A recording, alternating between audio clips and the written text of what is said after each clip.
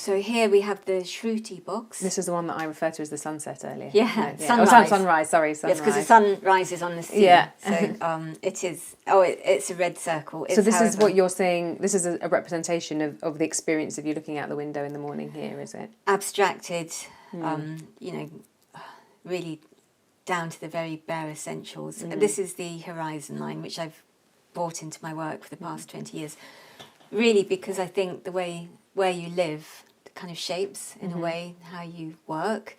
And because I'm looking out at that line every single day that I'm here. So it's come into many of my works. So this is just a simple pencil line, and I've used the Shruti box for that. So that's creating this drone. We mentioned before this kind of the line setting the base of that. So once again, you've got the kind of in front of or behind of, which seems to set up some kind of compositional structure.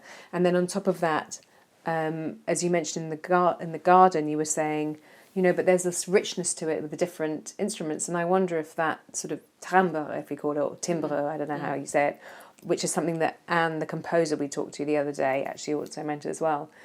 And we have this with the piano and the violin, that it's all of that's coming together into the colour. So the one kind of experience of colour that you can have in kind of one sweep of the eye is being translated throughout this kind of layering effect with the instruments. Yes, and so it's multi-dimensional, in fact. And also, one very important factor is the surface, the paper, which we tend to ignore. But the paper is paramount because it shapes the way that the materials adhere to it in a way. So the surface it's another line. It's another layer down. No, it's for me it's the substratum. Okay. It's the silence.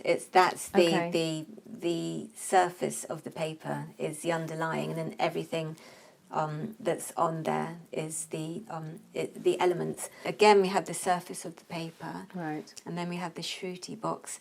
And then I'd come in with the vocal, which was recorded, and Anna with this incredibly, her beautiful line of sound.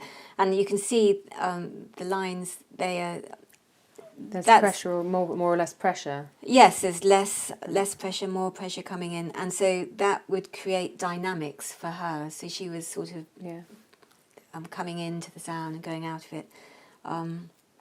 And the red dot, I decided on the piano for that. So it was da da da da da da. So it was a kind of circle. I was actually creating a circle with the notes. I don't know if that was apparent, but so it's kind of looping around.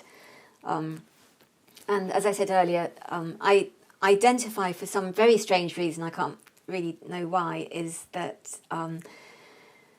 A is red for me. Okay. As in A, the note? The note A. Okay. Sorry, the note A. Okay. So I did a lot of, I've been... So is this coming, we've talked a bit about, like, mentioned synesthesia and stuff. And aphantasia as well, which we can come on to later. But do you think that you might be synesthetic, there might be an element of that? Well, I've never been diagnosed. I've never thought about it, and I never thought I was until one day, and it was having met you when we first started, when you interviewed me a couple of years ago. Yeah.